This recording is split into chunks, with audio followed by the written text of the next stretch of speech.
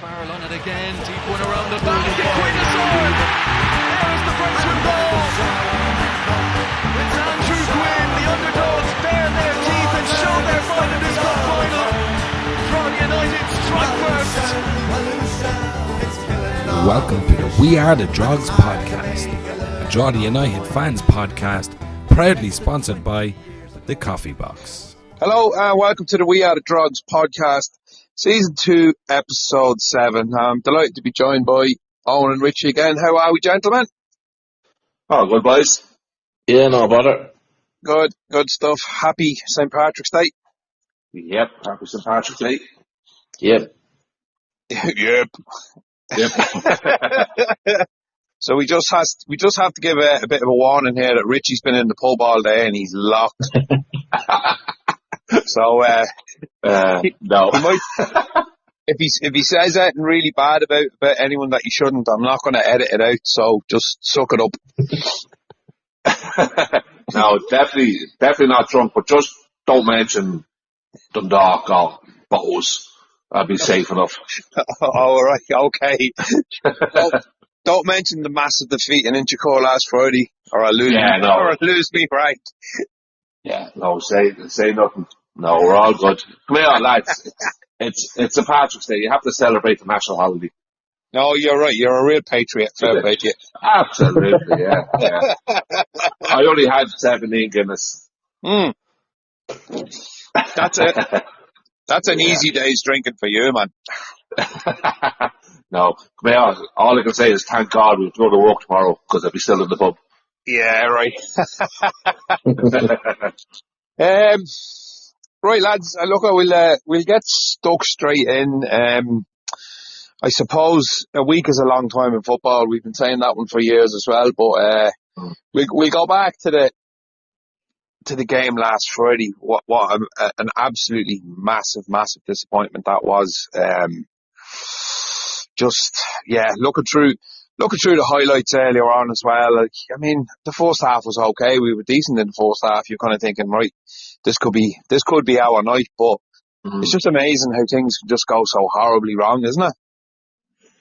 Yeah, that seems to be a couple of games now, doesn't it? That just it was a good first half, wasn't it? We played okay. Played well. Yeah, we did. And you're thinking, right, this is going to be it now. But for some reason, when we seemed to concede, we just went to shit. And it was the same against Shelbourne.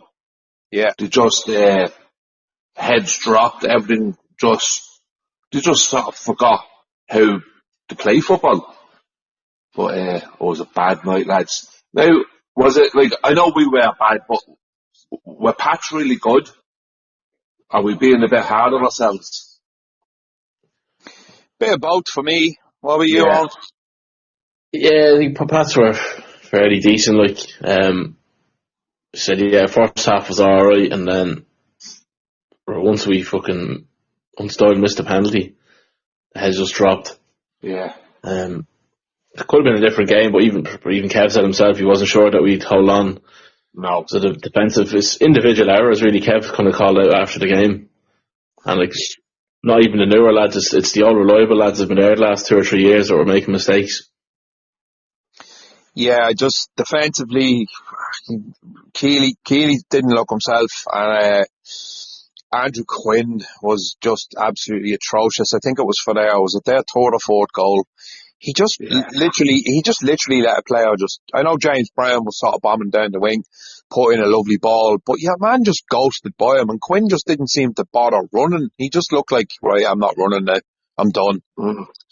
And that really, first of all, it really fucking annoyed me. And then secondly, I was worried. I was going, what's going on here, lads? That's not like our players. Cause I know you've been saying this consistently, Richie, everything is built on just this unbelievably good defensive display and every player sort of putting in 100%. And that's what really worried me. I was like, oh no. Is there something going on here?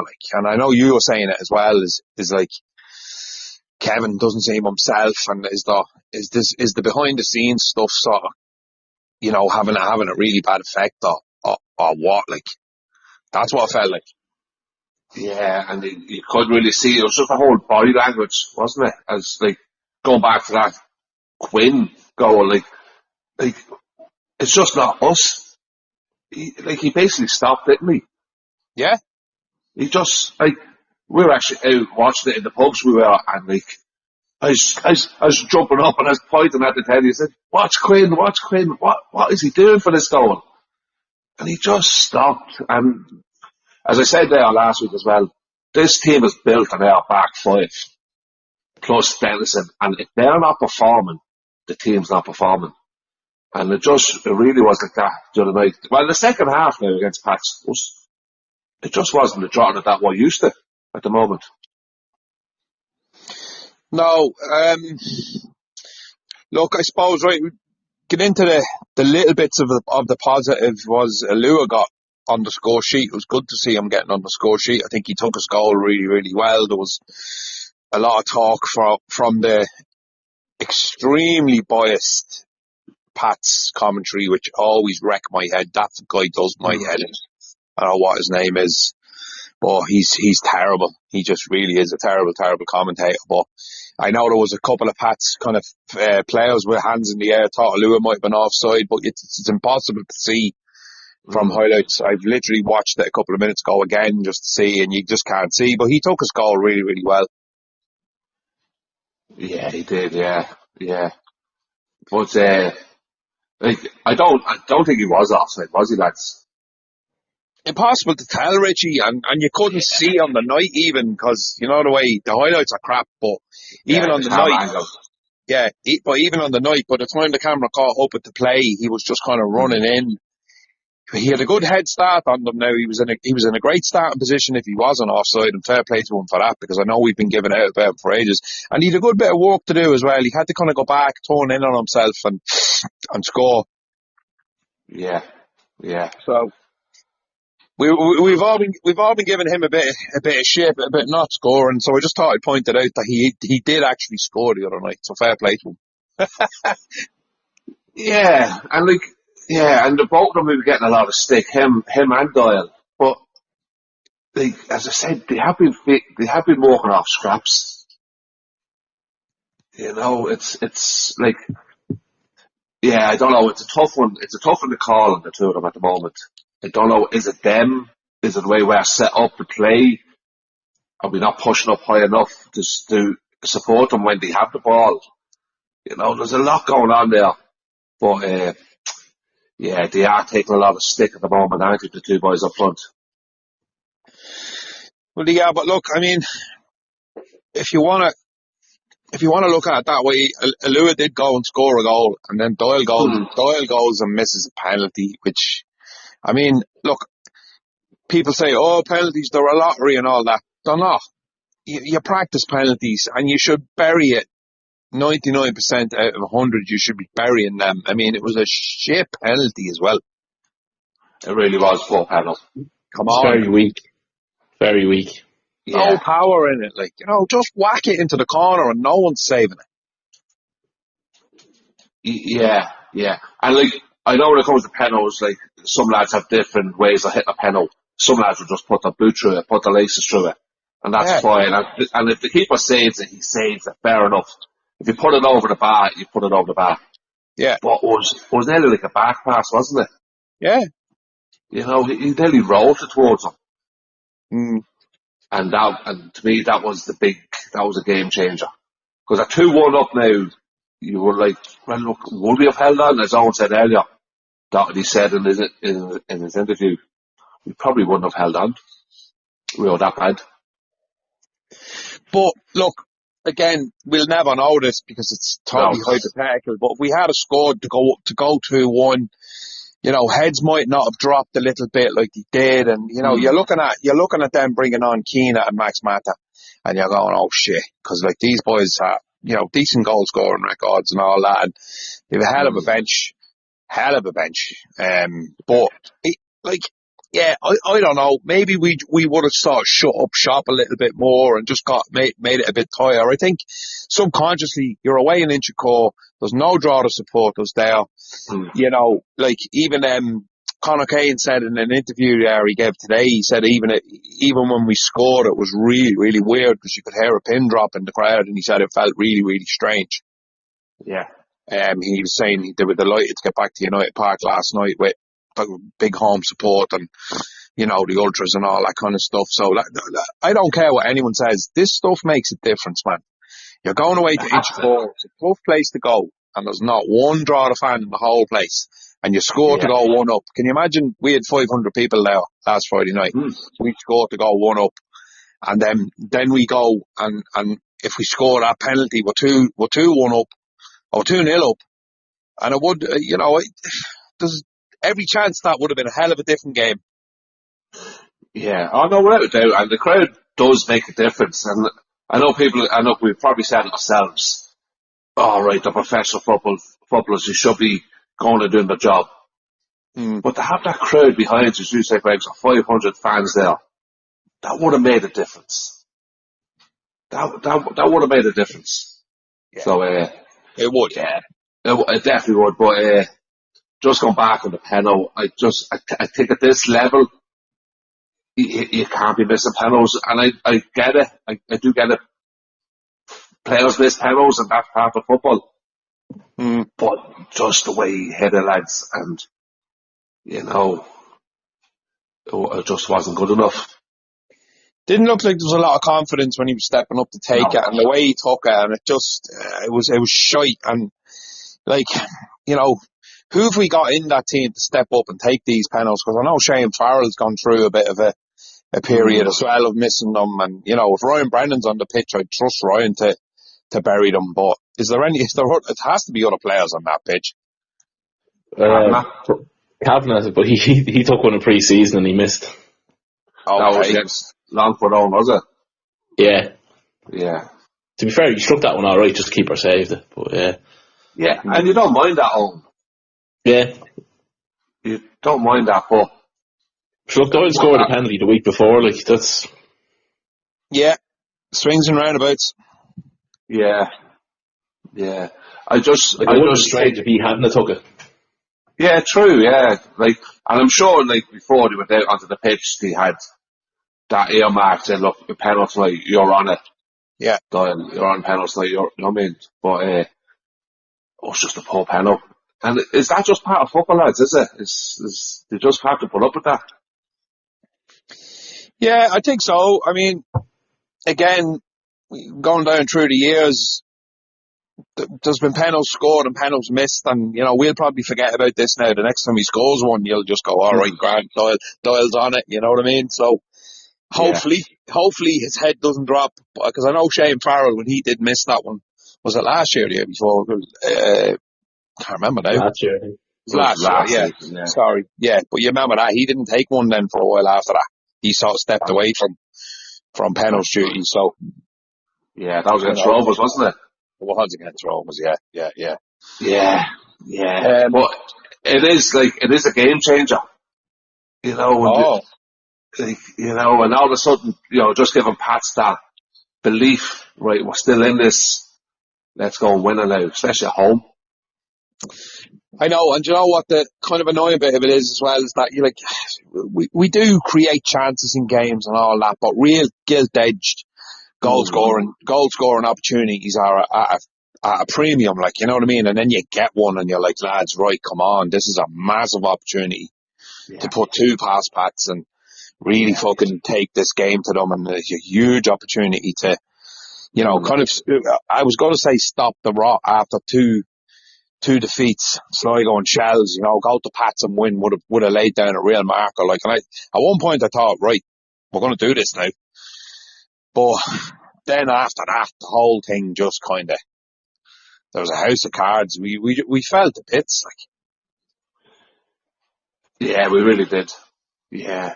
Well, are we being a little bit tough on them at the minute? Because, this is football, and it does happen. You do have dips in form.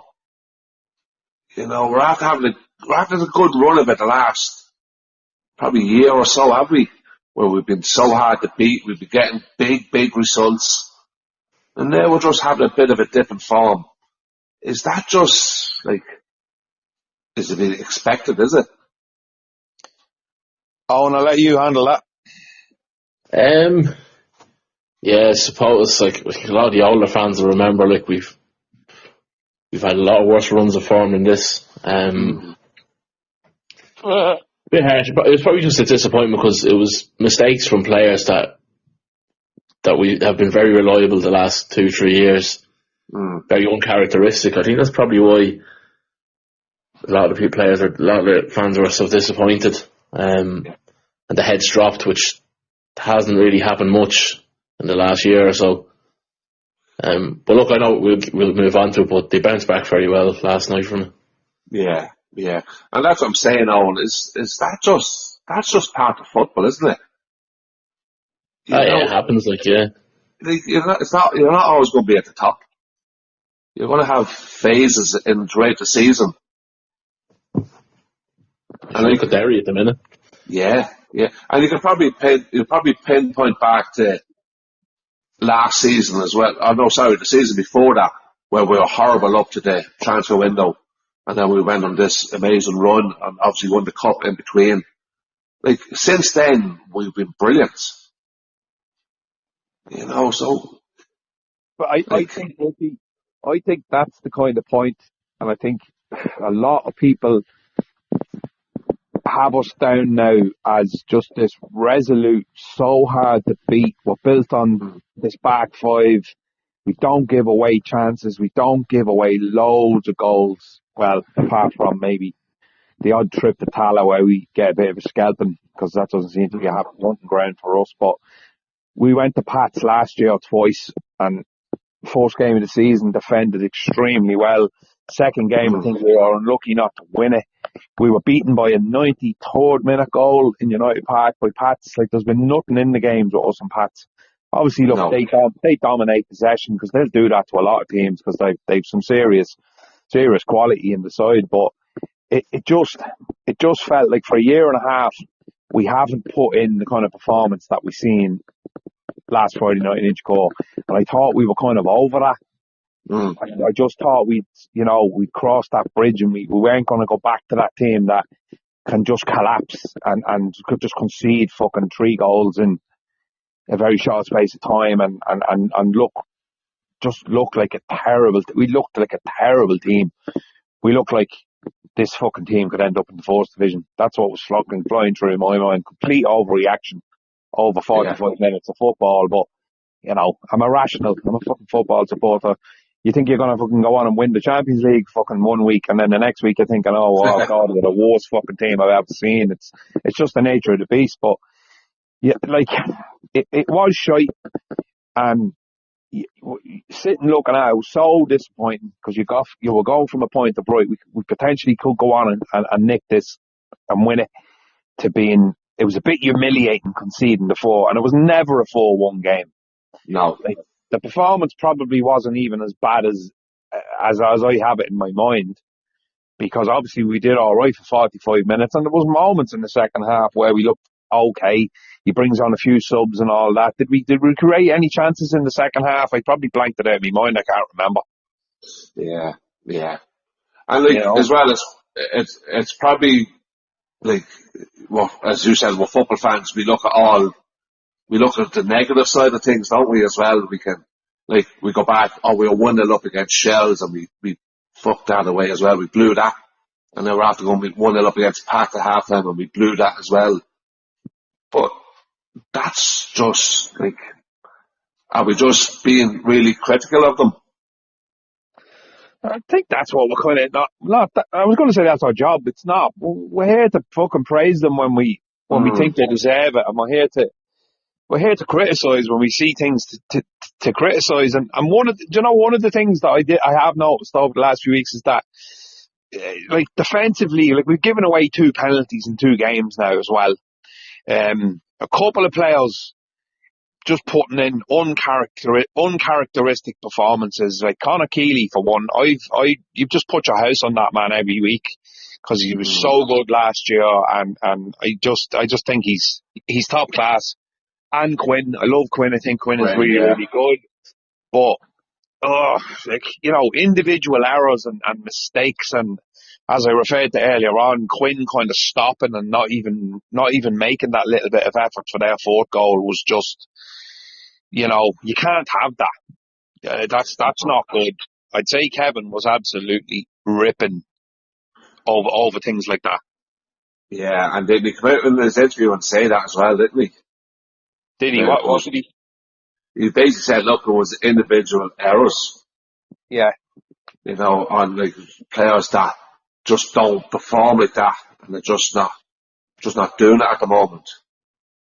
Yeah, I did hear him say that. Like, look, he said, I'm not throwing anyone under the bus type of thing, but they know what to do. We and Dara have told them exactly what to do and how to do it and what players to watch for from set pieces and all that. He was disgusted about the set conceding from set pieces and fucking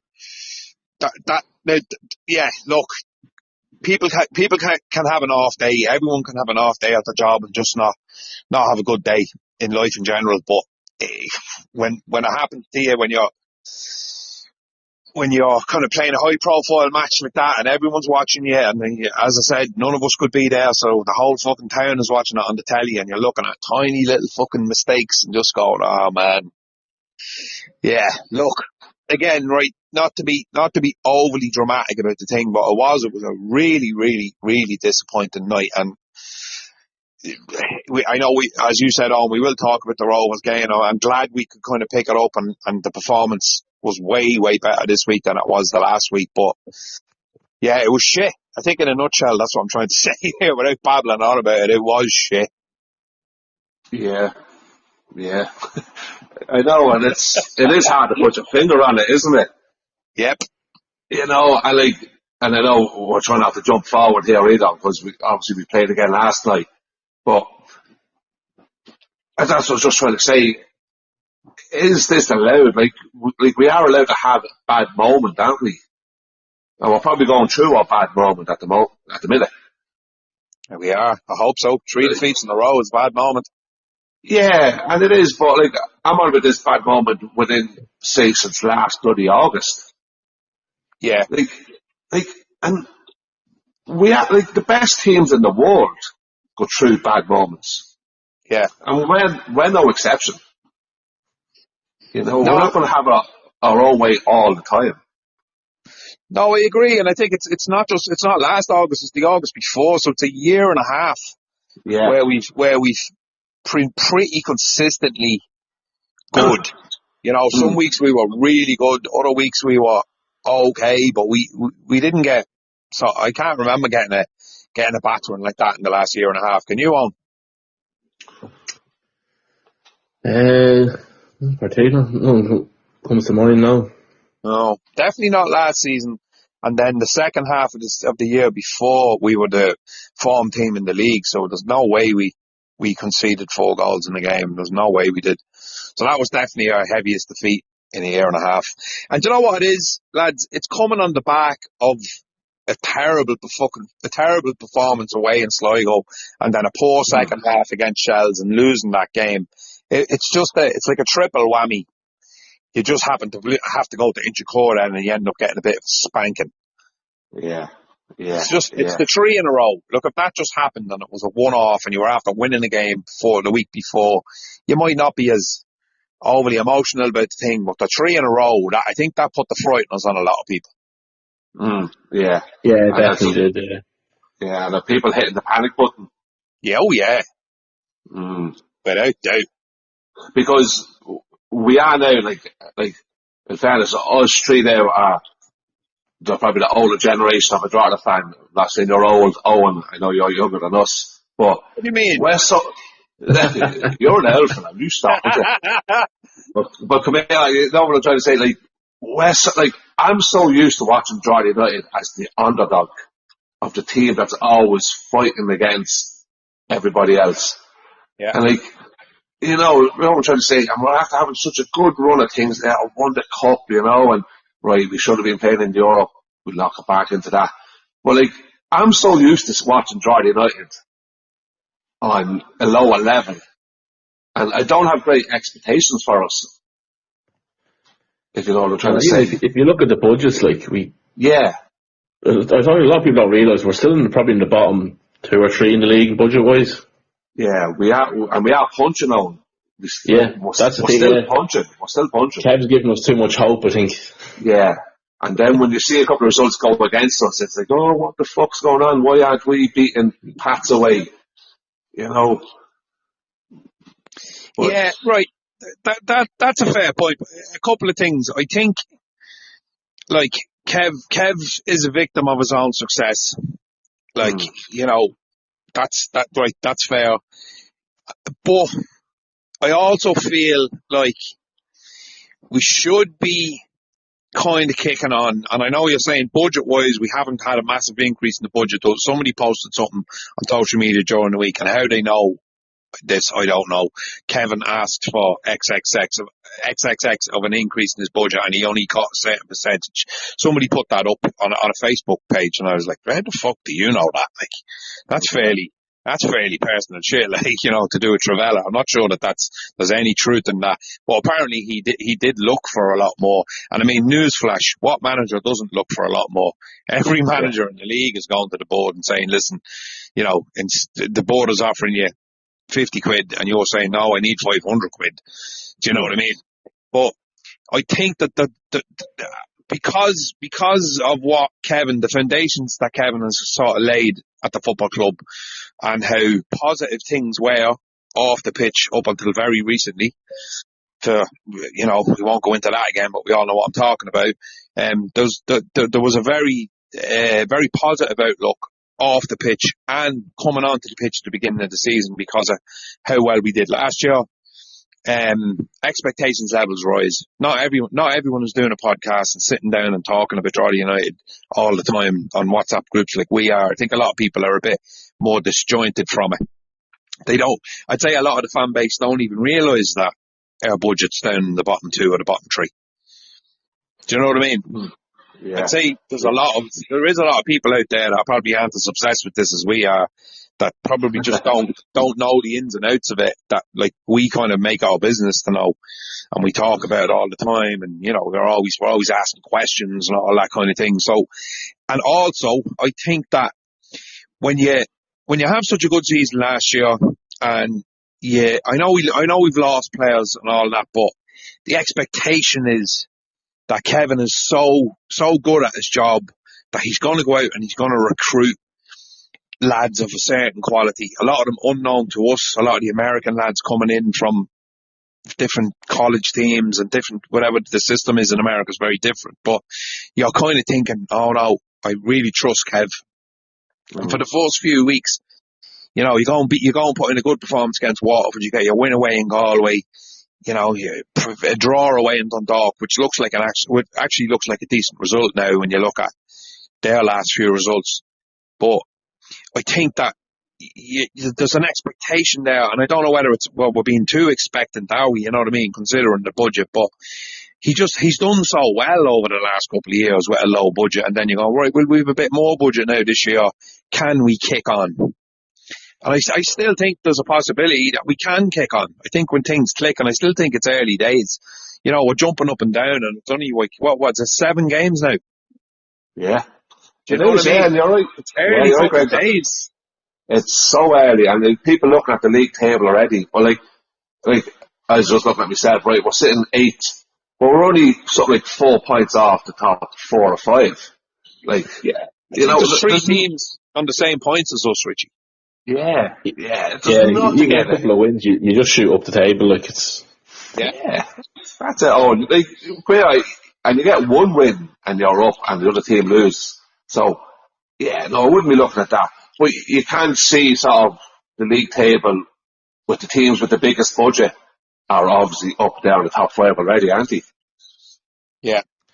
You know, so it does, and I know people might say, oh, stop using the budget as an excuse. But it is, when you're in a 10-team league that's so competitive, like, I'd really love to know the budget difference between, say, us and Pats or Bows. Yeah. I'd say it's a lot, lads. And Richie, look, it's not an excuse. It's fucking absolute It's factual. There's evidence Yeah. all over the world in every football league in the world. Now, not all the time, because some teams just pop up and they go and fucking, fucking Bodo Glint in the Champions League and all that. Like, they're unbelievable. They're like minnows compared to, like, their entire playing budget is €50 million. And there's probably fucking one player in Man City's worth €50 million. Do you know what I mean? So it's not always the way, but the vast, vast majority of the time in any professional sport all over the world is the richest teams are the successful teams and the poorest teams are not. So, you're right. It does make an awful lot of sense. But I do think the playing field in League of Ireland is a little bit more levelled than it is, say, in English leagues or, Germany or France or Spain or wherever. Like, I think there is a little bit more of a level playing field here where you kind of bring in players and they end up being a surprise package because no one knows who they are. Now, they could turn out to be really successful for you, but the likes of Derry United bring them in and then we lose them again because they want to move on, they want to go abroad, or one of the teams with the big budgets just come in and snap them up. So that's what's so bloody difficult about this league. Yeah. And That's it. And that's basically us, like, you know what I mean? Like, and to see what we've done over the last couple of seasons, to be able to stay in this league and compete with these lads, and we've got big results against these bigger teams. And that's down to Doherty. Yeah, look, I think there's a formula here for Derry United to be successful, and it's win your home games, and if you don't win your home games, don't lose them. Especially against the likes of, say, Shamrock Rovers coming to town, or Shelbourne coming to town, or Derry City or Bows or any of the teams with the big budgets. They come to United Park. If you can get 3 points against any of them teams, it's massive. But when you go away to Inchicore, a draw match is a fucking great result. Going up to the Brandywell next Friday, a draw match is a fucking great result. But we know that we're in it. The league we're in, there's kind of two. It'll probably end up separating. Top 5, bottom 5, bottom 5. Yeah. I'm not sure what order it's going to be, but it's going to be fucking Derry United, Galway, Waterford, Sligo and Dundalk, all battling it out in that bottom 5. And then obviously the other 5 are up there in the top. I think probably Rovers will probably win the thing, and then Bows, Shells, Derry, Pats will all fight it out for second. Do you know what I mean? I think, and I guarantee you, them 5 teams you named to finish in the top 5 have a bigger budget than the bottom 5. oh my God, massively. Yeah. Massively, Yeah. So. Yeah, without a doubt. Look, we know we're not fucking naive. If we can go on a decent cup run and stay out of that bottom 2, 8th, 7th, 6th, that's a decent season for us. On the money we're on, and circumstances, shit going on off the pitch. I mean, it hasn't been the best start for the year. It's been absolutely a roller coaster. Like, the amount of shit that has gone on off the pitch, and then on the pitch up in Dundalk, and stuff fucking. Yeah, like, and that's another question to ask. Like, is it a coincidence, or am I using this as an excuse that with all the shit that went on with Kevin and Joanna Bourne, the flares on the pitch, Kevin's interview that wasn't meant to be aired, and then all of a sudden we go and lose 3 games in the trot? Yeah. Am I imagining that, or is there something to that? Yeah, It hasn't helped anyway. No, it hasn't helped, and it all did happen. We're not making it up. It's not an excuse, is it? Absolutely not. It's not an excuse. It did happen. It happened. Yeah. And you'd have to wonder, because I know you've mentioned it on several occasions, Richie, body language from players and just the overall attitude did not look good. No. And it made us worried. It made us look, oh no, and the wheel's coming off here, Is Kevin happy? Is he thinking of fucking jumping ship even? I know there was people mentioning that after all the shite that happened. Joanna Bourne thing and all that, has that really upset the apple cart above? Has that made Kevin kind of question things? And, you know, I don't know. None of us do know. None of us will know. But we have to throw it out there and, you know, ask the question. Absolutely, yeah. Like, as I said, it happened. We're not making it up. It's a reality. But it just, look, and as I said, not jumping forward, but we know what happened last night. Things look to be changing a little bit. Yeah, no, absolutely. It's probably time we do move on, because there's not much, and I don't think we're really going to gain anything from fucking raking over the coals of that defeat in inchicore. Like, look, we lost. Decent enough first half. It was okay. We questioned one or two players and all that, but we moved on, and then we go and get a decent draw last night against Rovers in United Park, and we could have won that game, lads. There was chances there for us. Yeah. Didn't. You could argue Rovers could have won it as well. Exactly. I think a draw was a fair result, though. So do I. Stephen Bradley said it himself that they didn't do enough to win the game, and neither did we. Right. Probably fair enough. Like, Did you hear the interview with Bradley? You did, obviously, Owen. I never got a chance to listen to that.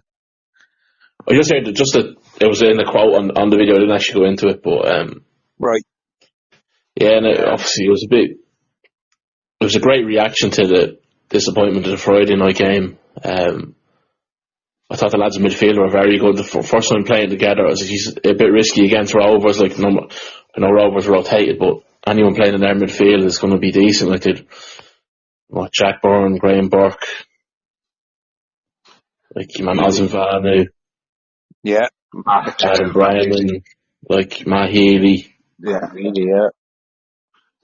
No, like, and then they bring on Dylan Watts, Jake Mulroney, Dan Grant. Like, it's a bit of a joke, really, the depth they have. But the lads in midfield are very good. The three together, probably our best midfield. Yeah, I think it's going to be them three as a whole going forward. I'd imagine so, unless you want to just rotate it just out of to stop lads getting fatigued or whatever. That probably is the best three to go with. Yeah, like, that is what happened. But I think O'Brien and Godden, I thought the two of them never stopped the whole night. It was just everything that Doherty wants from a player. The walk right. Yeah, I know Conor Kane got man of the match. He was very good, but I thought O'Brien and Godden brought in with a shout as well. Yeah, definitely. And Kavanagh as well. Like, you know, I mean, I've been on the Kavanagh since he signed him.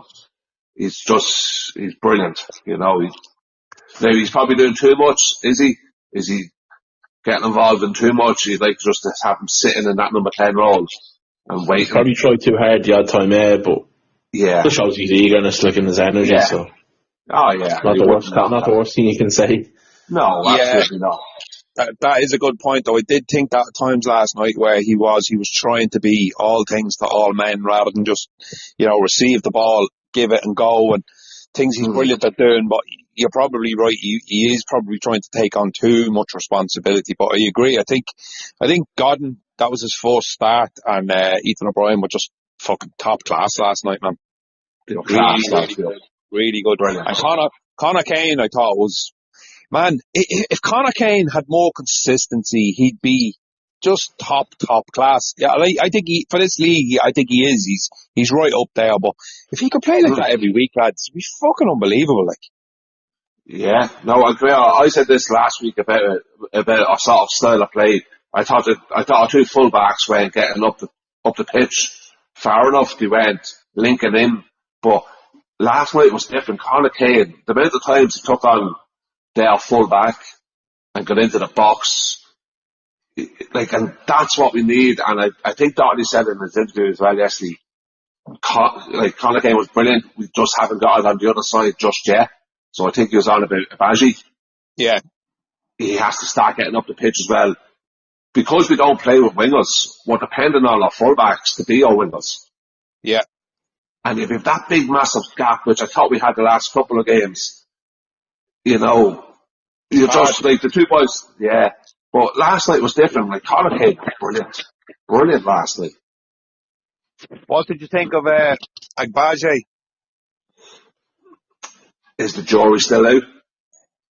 It is a little bit for me. I was impressed with him for moments last night, but there's certain times where I'm going, fucking really wish we had owned Lamb. You know what I mean? He hasn't sort of reached those kind of heights as of yet. But look, say it again, it's early days. Yeah. Like, he only played a few games for Sligo last year. Like, he's still getting used to this league, and he's still getting used to the pace of it, and he's still getting used to the way we want him to play, and, you know, the environment and all that. Like, we're 7 games in. Yeah. It took him 6 games. Plus last night he was up against Brennan, Yeah. the young lad from Rovers, who's been getting massive high praise and has been called into the Irish squad. Yeah. Like, he's after an international call-up, this lad. So, I thought he nullified him brilliantly last night. I thought Brennan was really poor last night, and that's because of Abaji. Yeah, fair enough. I don't think that lad Brennan's going to be in this league for all that much longer, to be honest, if you believe the hype. No. I think he actually had an option to go to Hull. Right. From UTD, and he decided to stay and sign with Rovers. But yeah, he won't be with them that long, I don't think. No. Yeah, I have to say now, Owen, I like that. I thought that was a good decision by him. It's very mature, yeah. Really was, but like, that lad's been playing really, really well for Rovers the last couple of games. And he was poor last night, and I'm putting it down to Baji had his number. Now, I think because you're so concentrating on him, he didn't get forward enough for Baji for us. Yeah, right. That's a good point. You know, so, but yeah, look, as you say, Greg, so after watching Owen Lamb all last season and like how good he is. Yeah, he was superb. He is superb, and he's a big pair of boots to fill, isn't he? Oh, big time.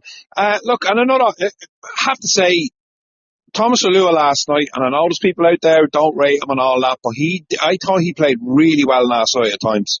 He did his job. He won about 3 headers, and I've been giving out about him for the last year saying, can that man not head a ball? Honest to God, he did. I watched it. I was watching it on LOI TV. I didn't make the game. And, like, he won at least 3 or 4 headers. Like, he might not have been clean connections, and he might not have retained the ball, but he still got up and he still challenged for the ball. And then he received the ball fairly centrally a few times last night as well. Just picked it up with his back to play, and then brought in. It was actually a Baje he brought in on the right side. Like, he played really, really well. Yeah. Really organised, really, really efficient, and, you know, he's not that number 9. He's not that kind of prolific goal scorer, and I think we've accepted that, although he got one last week. But he just put in a really, really good measured performance. I think the whole team did. Leo Borney as well for me last night, I thought was class. He was really good. Yeah, he was really good. He was, just all over the place. Back on the Lua. I thought his first touch at times let him down last night. I don't think he was as good as you say he was, to be honest. Okay. And that's, but me throughout the season, I thought he's been one of our better players this year, just as general whole of play. But just thought last night, his touch let him down a few times. Right. You feel like he's been one of our better performers up to now, do you? One of, yeah. Like, I know lads were giving out about him, but just his general work rate and all that's really, really good. And causing problems. But I just thought last night, his touch let him down a couple of times when the balls were played to him, and he just missed controls that are heavy touches and that. Okay. What about Mark Doyle last night? How would you rate him? That was his best game since the Waterford game, I think.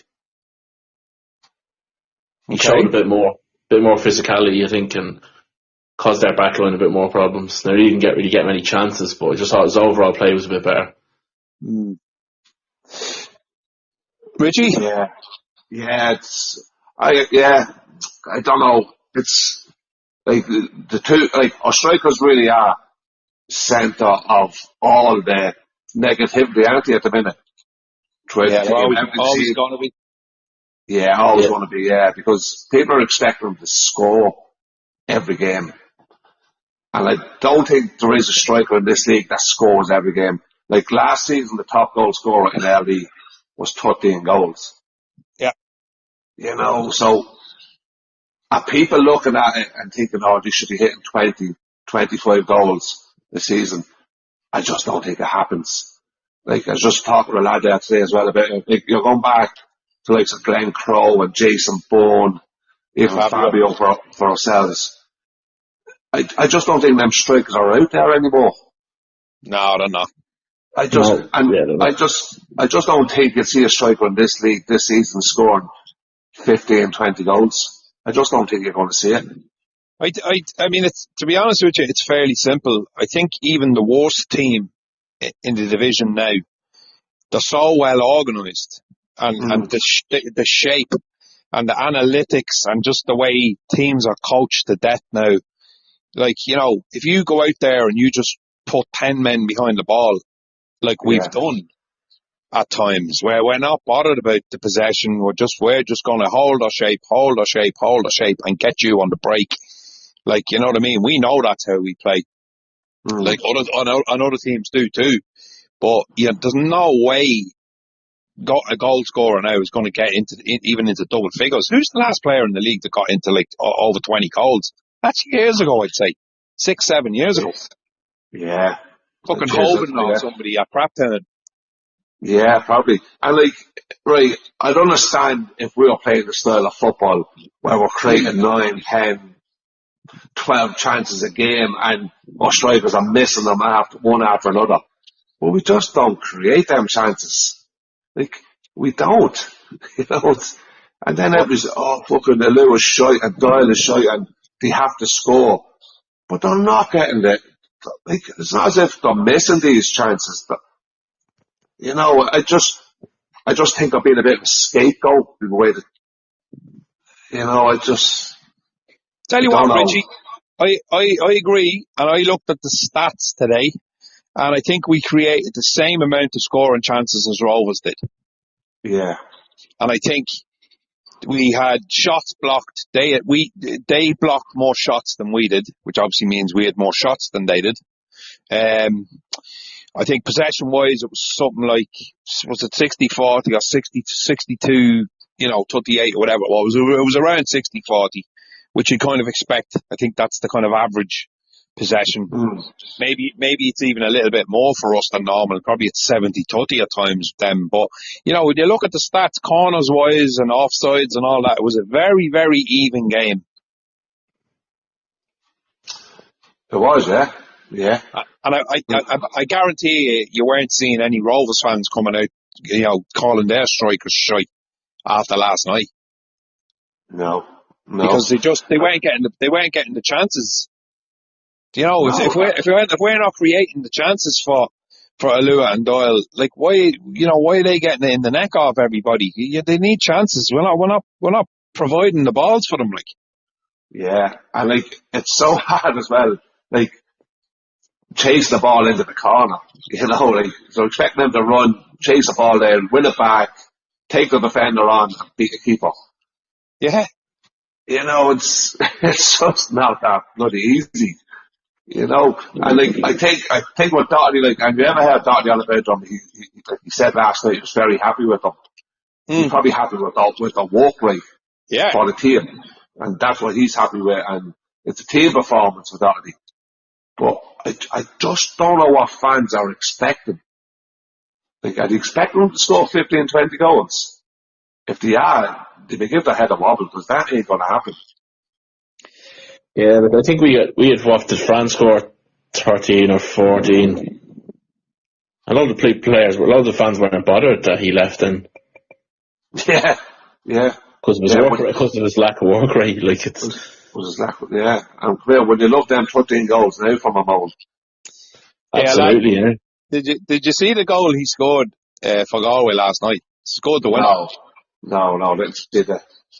Like, fucking hilarious. It was the most typical France goal you've ever seen in your life. Like, the ball, is it Lombotu? Is that the other guy that plays for Galway? Was he with Sligo? Yeah, France League. He kind of makes his way, he's on the left side and he makes his way into the box and he just kind of stumbles and then just kind of blasts the ball at the keeper, and the keeper just sort of parries it.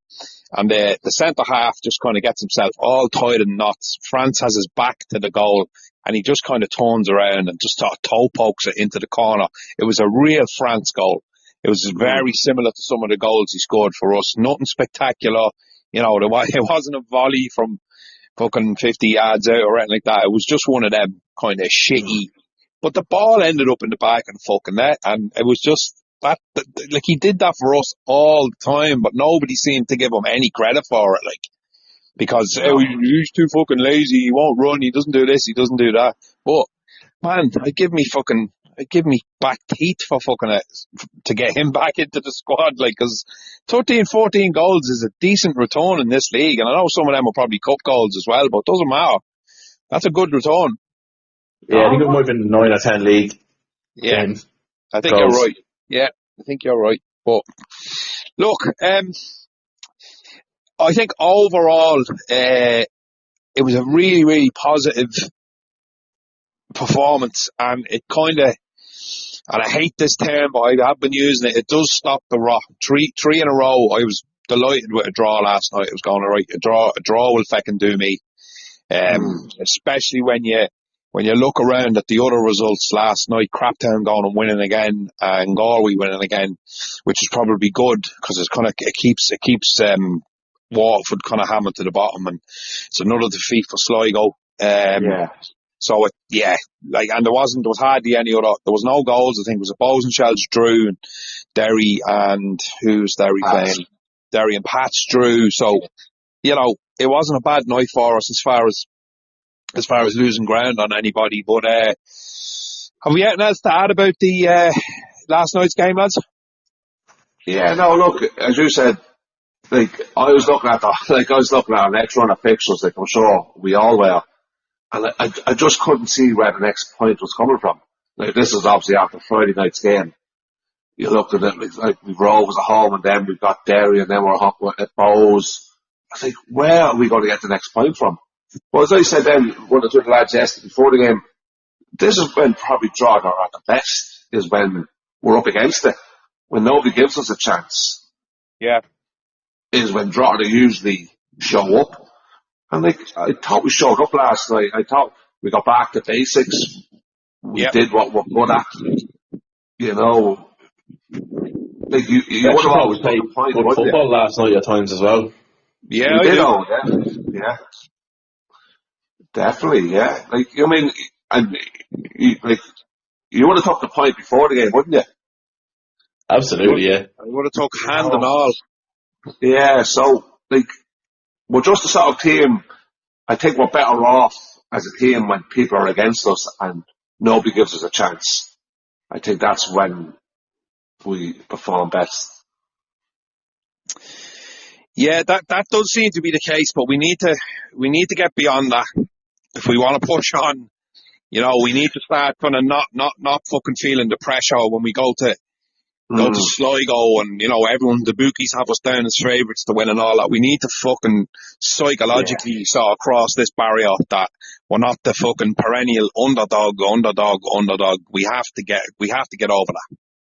Yeah. And like, I mean, I said that a couple of weeks ago here on this podcast. For us to kick on to the next level, you have to go to Sligo and win it. You have to be beating Waterford away. You have to be beating Dundalk away, Galway away. You know, that's what I'm saying. You have to kick on to that next level to catch up with your. Look, let's be honest with you, they're big Dublin clubs and Derry. Yeah. So yeah, you're right. We have to get that out of our head. Yeah, we do. Again, not to repeat myself, but there's a 5-team league and a 5-team league as far as I can see, and that would sort of play out as far as budgets and all that. You know, the top 5, they're the ones with the bobs. All us bottom 5 are the ones without the bobs, and we have to be beating the teams around us. I mean, it's total common sense, but you know, going to Dundalk and getting a point is not bad. Okay, we'll take that. You go to Galway and win, happy days. Go to Sligo, wasn't a great one, but you know, we can put that behind us now, I suppose, and just kind of move on from here. But again, early days, I think he hasn't. Obviously, he hasn't found his starting 11 because we started a different two in midfield last night and it worked. So I suppose we'll look forward to the Brandywell on Friday. Do you reckon he'll probably keep Godden and O'Brien in the middle of the park? Because I would after what I seen last night. I think so. Yeah, I think he even said it himself last night in the interview after the game. That was the first time he had a chance to play the two of them together. And he was so good. We forgot to mention, but Warren Davis come on, and I thought he looked sharp when he came on. Really good. Yeah, he started causing trouble straight away. Like, I think Lee Grace. He nearly nicked the ball off him, man. Yeah. Seconds he was on the park, like, fucking hell. Yeah. And he just brings a bit more energy up front, doesn't he? He's a clever player, like, I think he's really, really good. I just think it was just unfortunate when he was on a good run there that he got an injury and then his head was turned a little bit because who knows, you know what I mean? But you feel like he has to start again now this season. But I don't think there's any chance you'll see him starting up in Derry because I think Kevin is just trying to give him 20 minutes here or half an hour here and then obviously build him up to a start, and that won't happen for a few weeks. But so I'd say it'll pretty much be more or less the same 11 on Friday. Yeah, I don't think you play Warren on that. No, that's what I mean. You won't start them, like, no, especially not up in Derry. He sort of mentioned his injury needs to be managed, so yeah, he'll probably get another half hour maybe. Yeah, I would imagine he will. Obviously depending on how we're doing, but look, lads. Come here, I would just think we're playing Ryan up top. Oh God, Ryan and Doyle or Ryan and Alua. I don't know. Not for me. No, I just feel like the ball just doesn't stick when it goes up. I just think we're missing that type of player to hold that ball up for us, like a Freddie Draper type of player.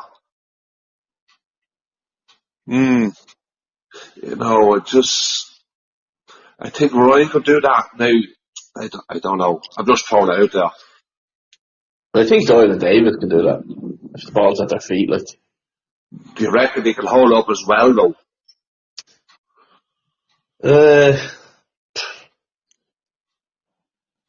Hard to know. Like, they are forwards. Like Ryan's not.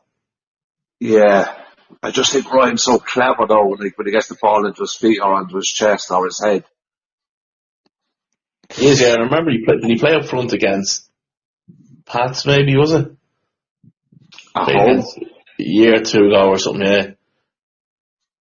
Yeah. He's done alright, like. I just think we have a different option for us. Do you remember a few years ago, Ryan? You could argue, could you put Godden up front? Yeah, I thought that. I actually thought when we were signing him, and originally, I know people said he's a midfielder, but he has an eye for goal because he scored a load of goals with that non-league team he was with. But I seen a few of the clips and I was looking at it going, is this guy a striker or is he a midfielder or what? Yeah, he probably could do a job. I just think the way we play and our style of play, I think we need a big target man. I'm not saying Ryan's a big target man, but Ryan's so clever. But like a Sean Boyd or a Rory Gaffney would I think they'd thrive in our team. Or a Derry Kareem. Derry, yeah. And older. But, the elephant in the room. Yeah. I just think like we sort of do clear a lot of balls and kick a lot of balls into space. Oh yeah. And you just love that big man up there just to hold it and bring other players into it. I just don't think Doyle and Alua can do that. I don't think they have the physical strength to do that.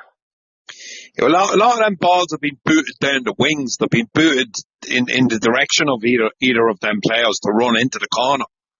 And as you said, they're never going to run into the corner, get the ball, turn on their heels, run into the box and score. I mean, Jesus Christ. That's asking a bit much. Do you know what I mean? So that's a tactical thing. If you throw Ryan up top, with his back to goal, what are we thinking then? That you're just going to have to lump balls down centrally down towards Ryan? Yeah, but look, if you'd ever do that, I think every ball would have to be into his feet or his chest because he ain't chasing the ball. No, he ain't chasing the ball. But you can have Doyle to chase the ball, or you can have a Lewis to chase the ball. and then get it into him.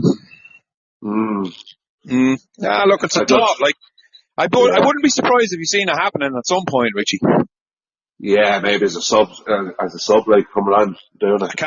I just could not see Kevin starting them up top, like just out of the blue. I'd be shocked to see that.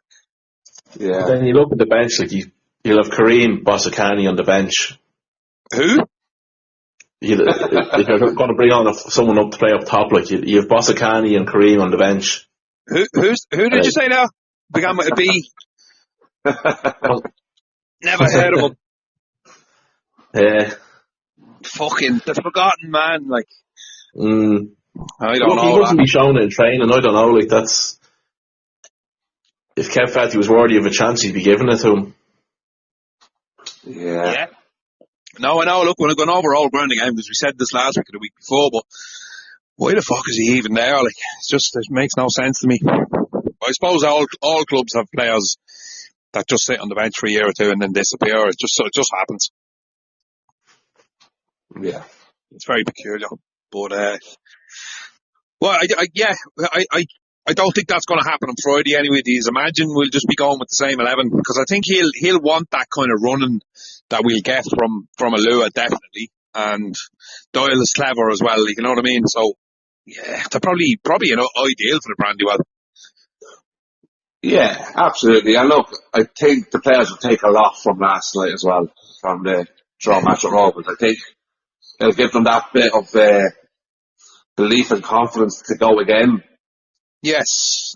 That bit of structure that we're used to, so hopefully we can build on it. That's what Doherty would be hoping anyway. Yeah, absolutely. And just on Derry, they're not exactly fucking tearing things up, are they? No. Where are they? Are they sixth? Same points as us. Level and points.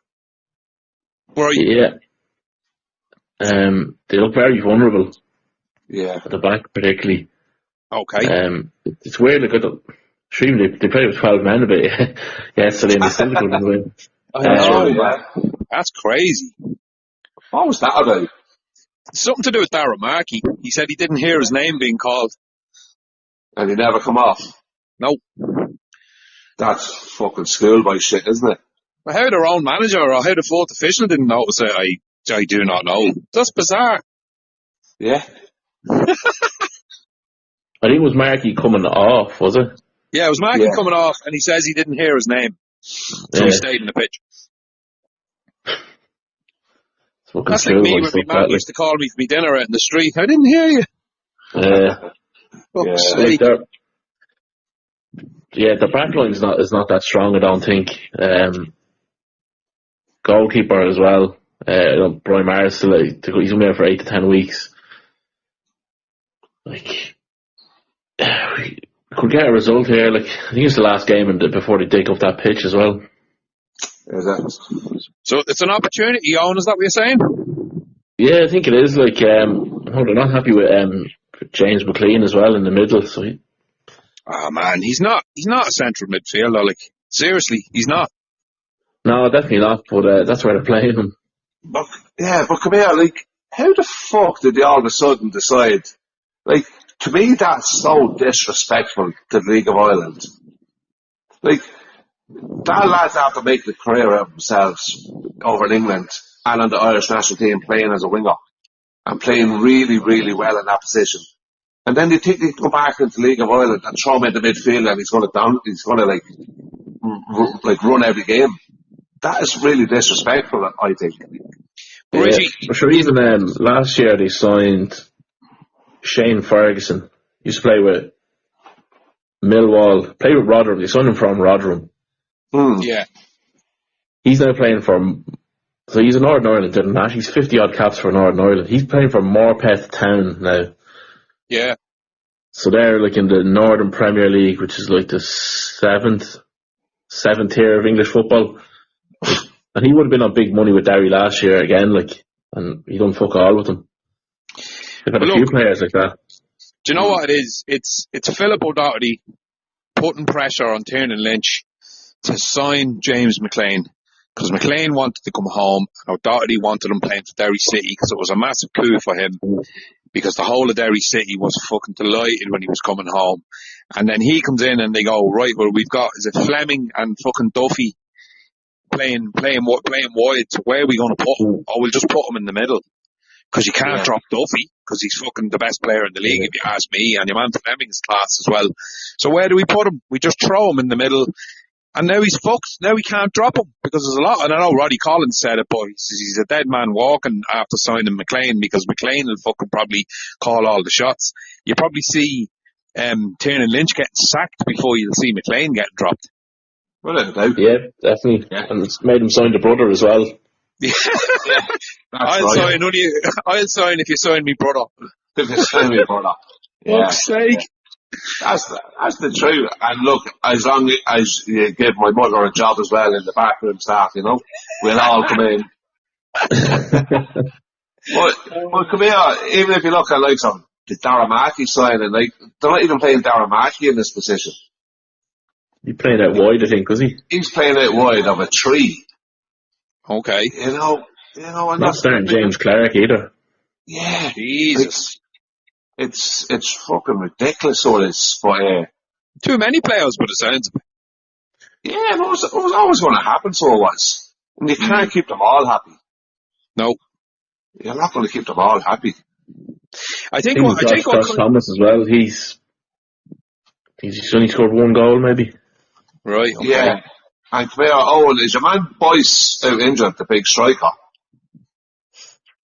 Your man Boyce. He is. Boyce, your man that got sent off against Strong last season. Yeah. Yeah, didn't he not have was it an ACL or something, or? Right. Yeah, he was a serious injury last year, I think. Is he gone for the season then? I'm just going the quick. Yeah. This from the 24th of February is an article. He's out of action for up to 3 months. Right. In the knee operation, so yeah, he won't be playing. Okay. Yeah, so when he comes back into the team, then are they going to be playing him, and then Thomas all of a sudden's out of the team? And there's the other fella as well, Akinyemi, he started the other night, last night, so he's decent. Right. Yeah, he looks good. He does look good. So, lads, what are we saying here? This is an opportunity to go up there and get something. Well, we have a decent record last night, yeah, definitely.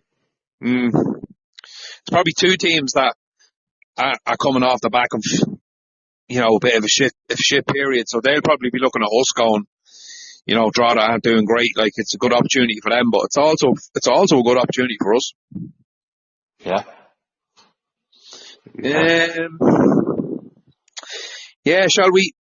Will we wrap her up and we'll go for the old predictions? Yep. Boga? Let me see. I'll go 1-0 Drogheda. 1-0 Drugs. Richie? Yeah, look, they say a week's a long time of football, isn't it? I think this time last week I was very negative, wasn't I? Yeah, you were. Yeah. No, I did get the 2. I did predict the 2. I thought we'd be betting Pats and get a draw against Rovers, which we did. Oh, fair play, yeah. I did. No, I didn't think we'd bet 4-1 by Pats. I said 2-0. But, no, look, I definitely think after Monday night now, it's a good performance, getting back to basics. I definitely think we go up and get results in Derry. Yeah, I'm going to be really positive. I think we'll win. By 1-0. That's what 16 points of Guinness does for you.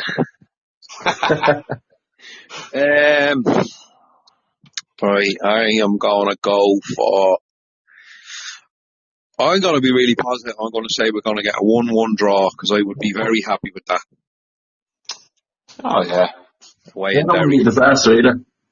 Oh, no, it's a hard place to go, especially on that poxy pitch with no fans. So, yeah, a 1-1 draw will do me. Have we anything else to add, lads? I know that the thing was cancelled last Friday. The Oak and the Bar. That was unfortunate. Yeah. I bought a ticket for it, but yeah. Are they going to try it again this week or anything? There's nothing said yet, has there? I wouldn't say so at this stage. They would have announced it already. Yeah, I definitely think it's something that they could and should do, but I don't know why they were having it in the bar outside in that little port cabin. Why didn't they have it in the clubhouse? I think we better, wouldn't we?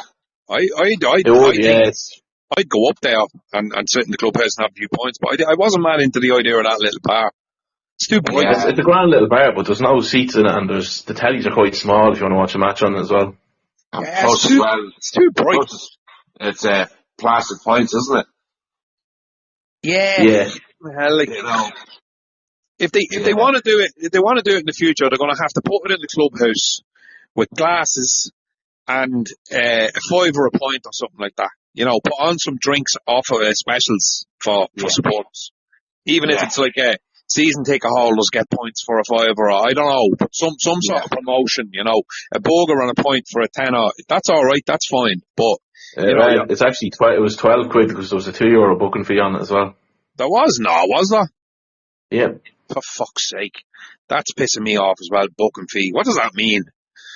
It's just a fucking money grab. I hate that. Is a future ticketing again? Was it? Yeah.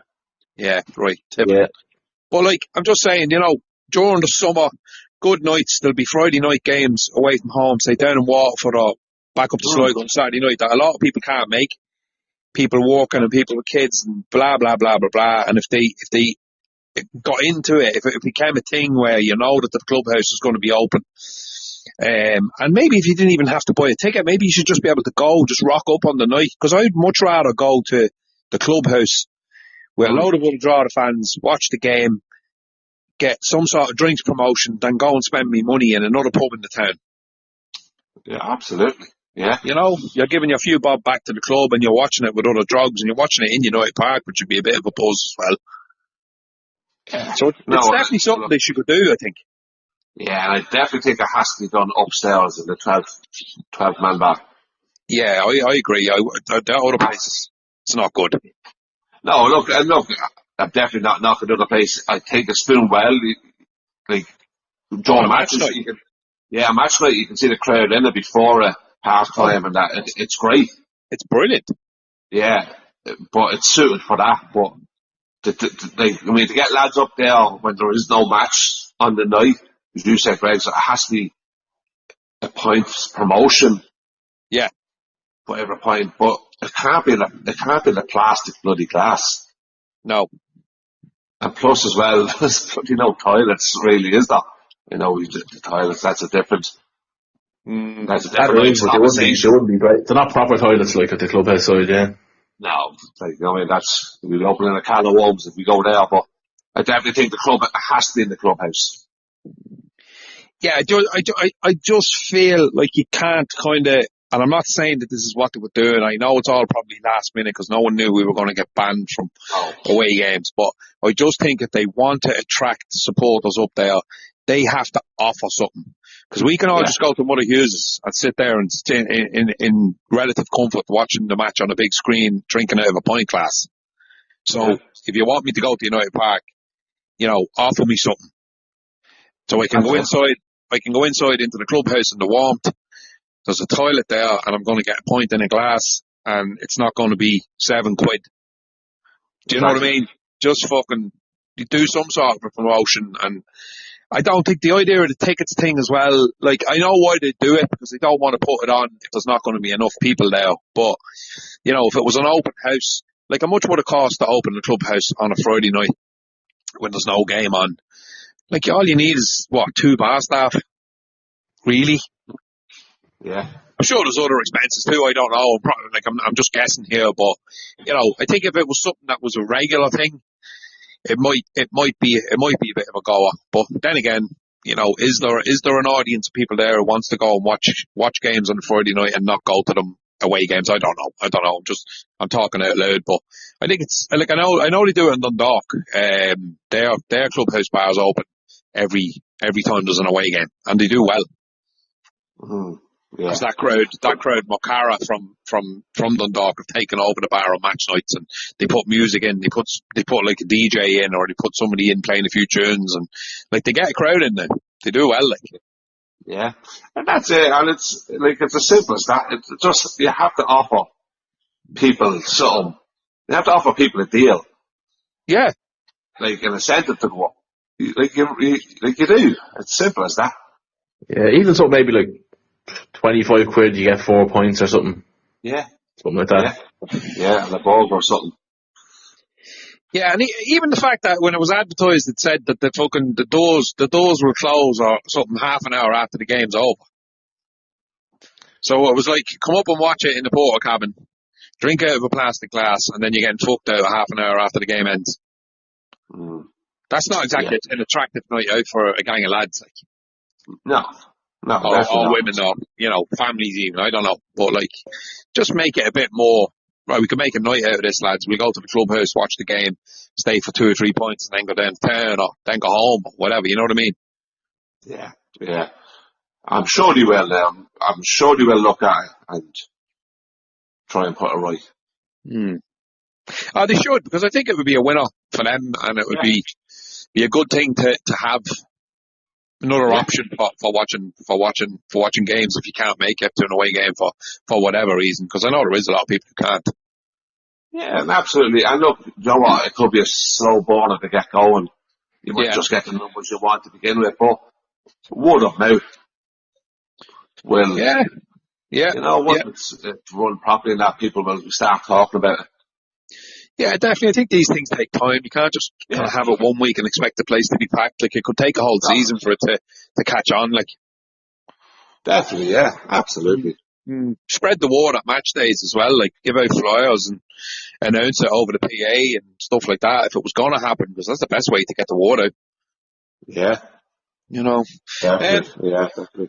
Have we anything else to add, lads? Any other thoughts or rumours?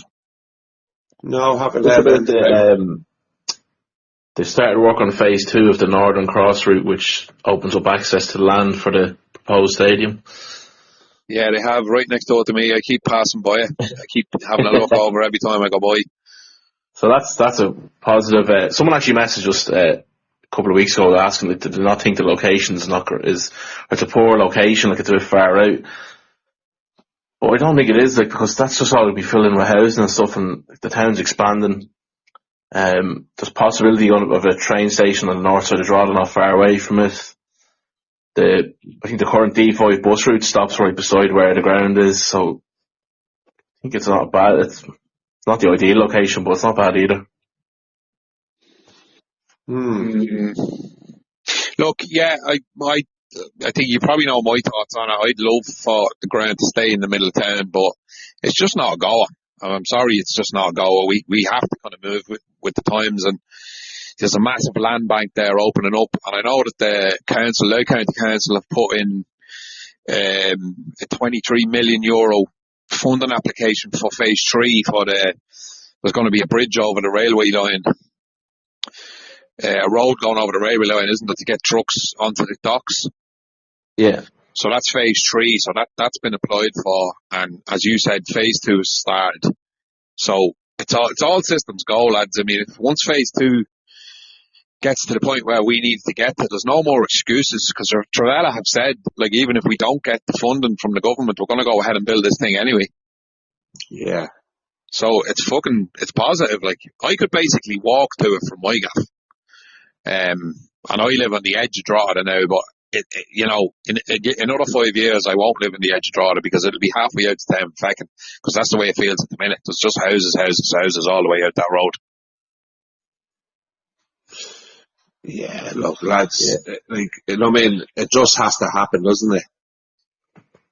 Yeah, ideally I'd love the old Coke site on the Door Road would be ideal, but unbelievable. That's been vacant for fucking, when they leave, 2008, 9.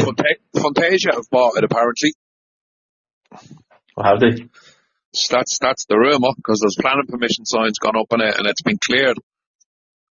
That would have been perfect, because it's a big site. Yeah. Road access, it's not far off the motorway. you've access from both sides of from the industrial side and the Dunor Road side. Like, it would have been perfect, but Am I right in it's saying not that? available.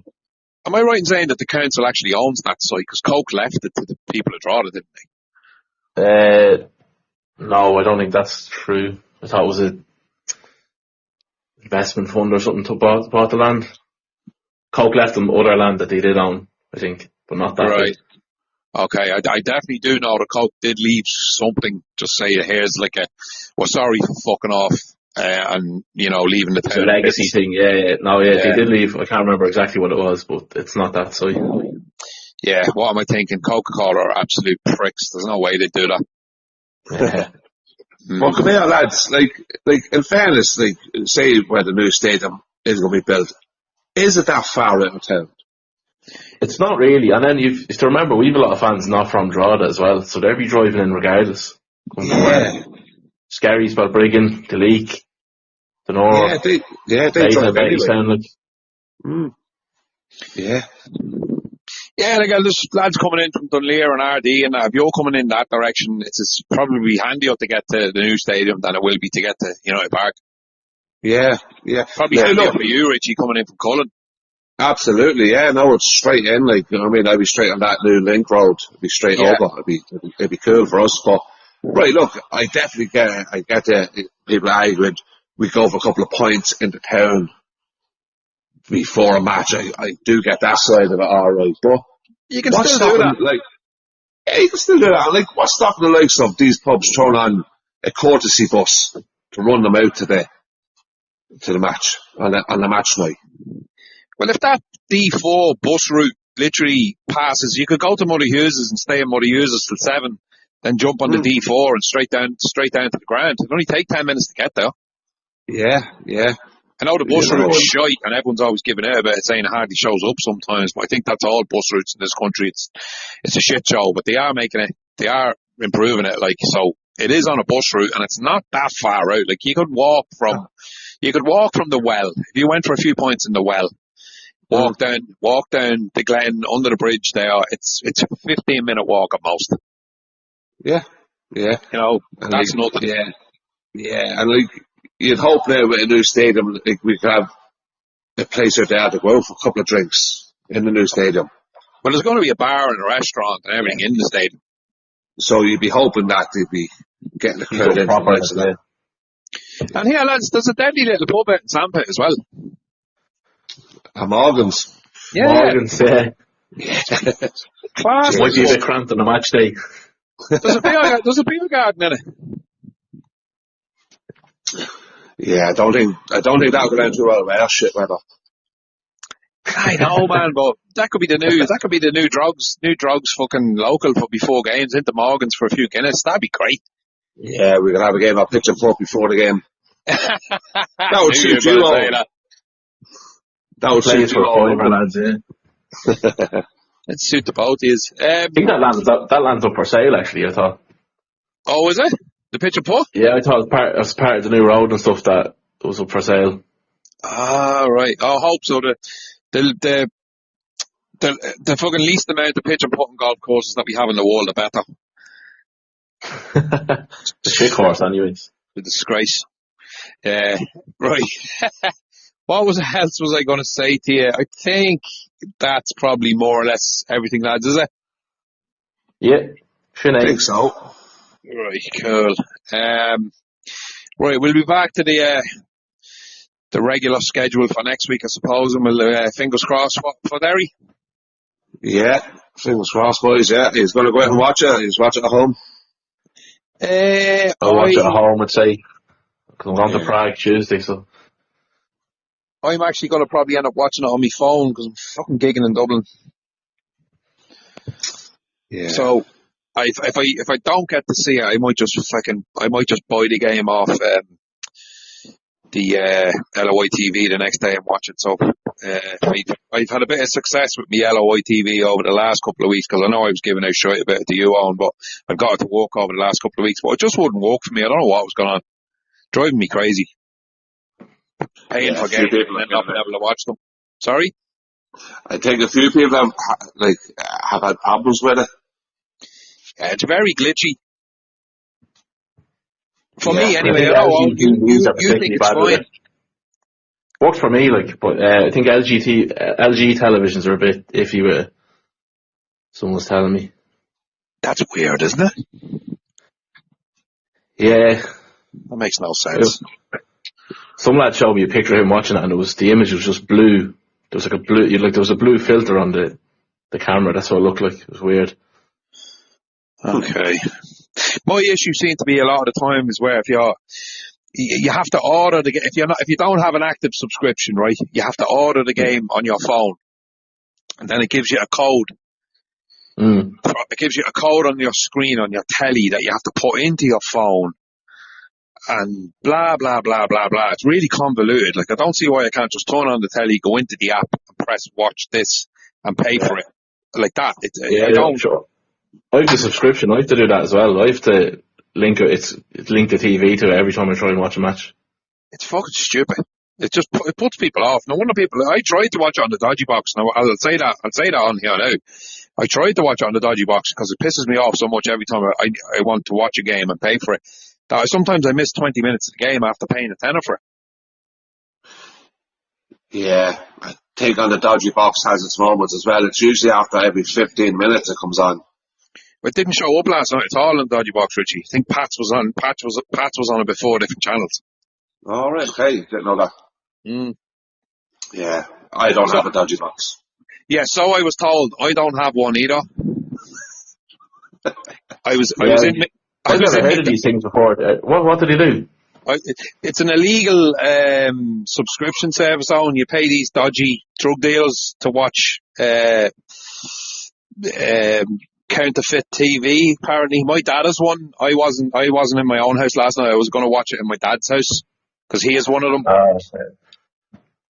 Okay, yeah, interesting. I'll stick to watching Fair City. Oh yeah, good man. All right, look, we leave it at that, lads. I'm gone and talk to you soon. All right, look. Bye. All the best. Bye.